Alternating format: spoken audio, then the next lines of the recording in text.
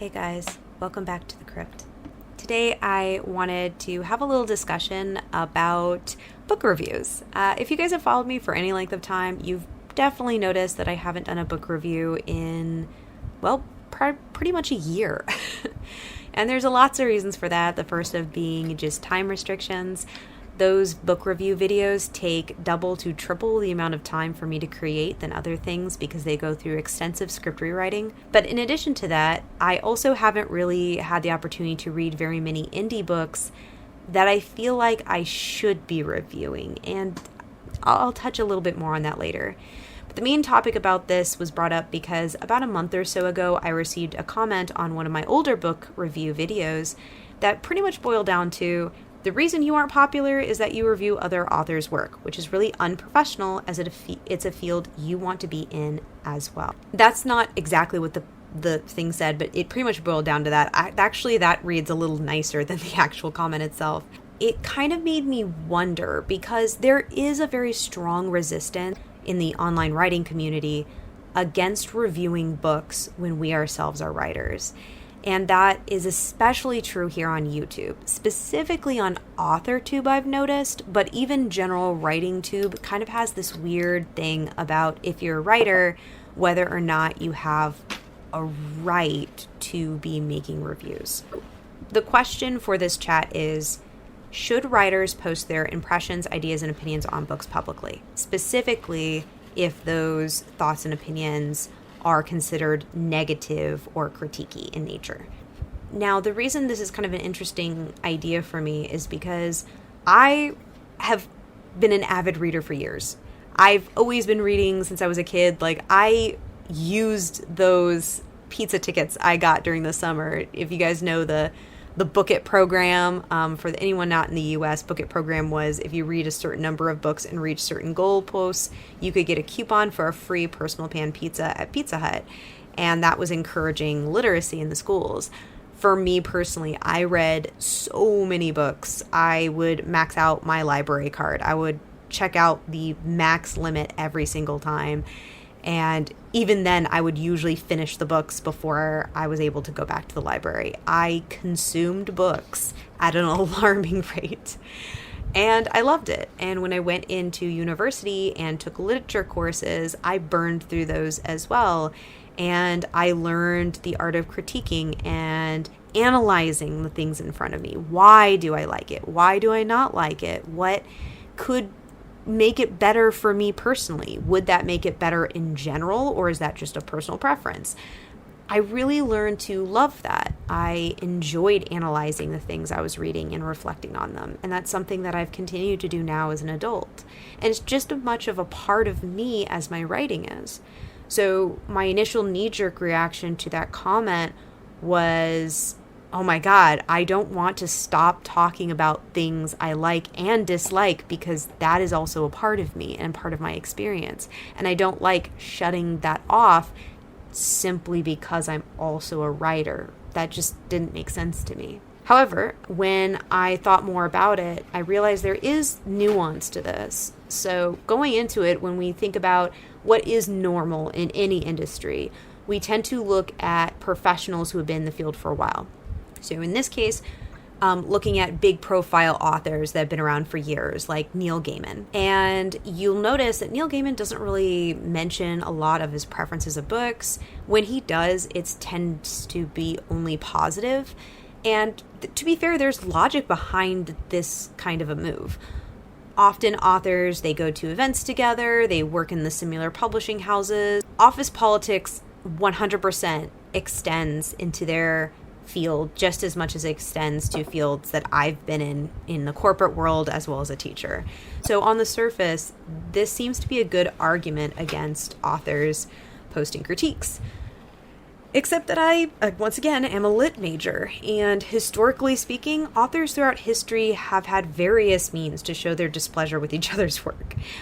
Most commonly, newspaper articles, but also essays, even letters to one another, because these writing communities back in the day were very small. Every author knew each other, especially in places like London. Like, there were entire societies built of writers, and whether you want to be part of the society or not didn't matter. they'd find you. There were letters between Virginia Woolf and her lover Vida where she talks about like other authors like finding her house and like knocking on her door to tell her what they thought about her work. Like they would find you. So even back before social media, it wasn't uncommon for authors to just talk smack about each other, very publicly too. So this idea that professional authors don't critique one another publicly is 100% false. We know for a fact that they have. I use them as sources for one of my papers in college. Like, this is a very real thing that you can look up. I will actually post an article down below that just shows a couple examples of authors critiquing other authors back in the day. So you can check that out in the description box in case you're curious. But of course, just because it's been done throughout history doesn't necessarily mean it's a good thing either. So what is to be gained with public critique between authors, and what is the risk? Well, one potential gain is in perspective. Well, all writers are readers, not all readers are writers. So my viewpoint as a writer when I read a work of art is going to be different from someone who is just simply a reader and has never written anything themselves. So we can get new nuance, new insights when authors provide their viewpoint. Another gain will admittingly affect authors more than readers, and this is avoiding an echo chamber problem. So in a lot of writing communities online that I've experienced, there's a lot of fear of feedback and critique in general. I've heard more than one writer asking for more positive things and for people to quote unquote not be so negative. I even see the phrase, if you don't have something nice to say, don't say anything at all, being used, which is quite disturbing because this very much creates an environment in which our communities are dodging personal responsibility for the quality of their work. So when you're in communities that just refuse to listen to any level of critique and they only listen to positive, they really do think that their work is wonderful. And so then they go to a professional editor and get a bunch of red marks and they're like, oh my God, that person's so judgmental. Instead of realizing that, no, you need to work on your work. Like it's not ready. It also enforces this idea that critique itself is bad if there's not enough positive stuff to balance it out. Some of the greatest growth that I have personally received has been in feedback stage. I am very much like, if you watch my video series Feedback Fears, you'd know that I very much was instilled with this idea that making a mistake was bad, and that when I made mistakes, including mistakes in writing, that made me automatically a bad writer. When the reality is actually making mistakes is totally normal in the writing process. And it's really important that young writers understand that, because it's something that I'm having to unpack, and it's a very, very painful process. And it makes the whole feedback thing a lot more stressful than it needs to be. Because feedback is actually a really good thing. People want to help you, and it's something that will advance your skill level, but it's not always going to be super pleasant. But just because something doesn't feel pleasant to you doesn't make it evil or bad. It just means this is part of the process. This is part of growth. As an aside, even if I were to remain silent, I have noticed specifically on AuthorTube, when large creators really hype up that, oh, this other creator, like their book comes out today and I pre-ordered it, and then I'll see it in the background of their videos, like on the shelf, and I see marks in it, like I know they're reading it, but they never mention it again. I kind of feel like that's a dead giveaway that they didn't like the book. Because when you create a community that only allows themselves to talk about things if they liked it, when they remain silent on a book, that's pretty much screams to you that they disliked it, but it doesn't tell you why.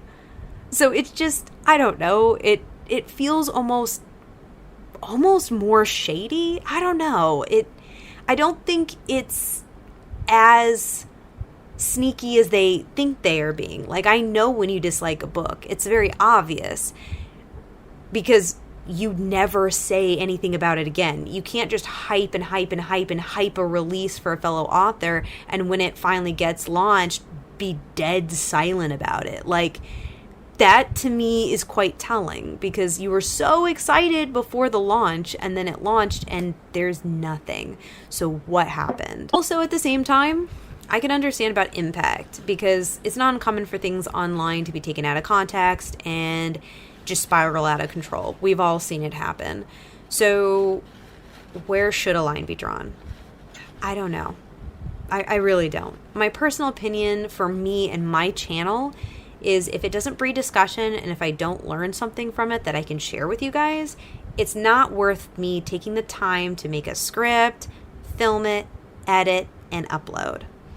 I'll probably make some snarky notes in my journals, but other than that, I'm probably not going to do a review, because there's just no point to it. But at the same time, I'm a reader first and an analyzer, and I still enjoy those things. It's just as much of a part of me as my writing. So not allowing myself to engage in those things both privately and publicly also feels wrong. So for me, there needs to be that balance where, no, I'm not going to share every single book I disliked with you guys. I don't feel like I need to. But at the same time, if I feel like I've learned something, I do want to share that with you guys, because I've learned some things from books that I don't like. Sometimes I learn more from those than I learn from the books that I do like. It really depends. But I'm kind of interested, what do you guys think about all this? Is it appropriate for authors to talk about works they dislike publicly? Or should negative reviews remain private? Thank you guys so much for watching, and I'll see you next time.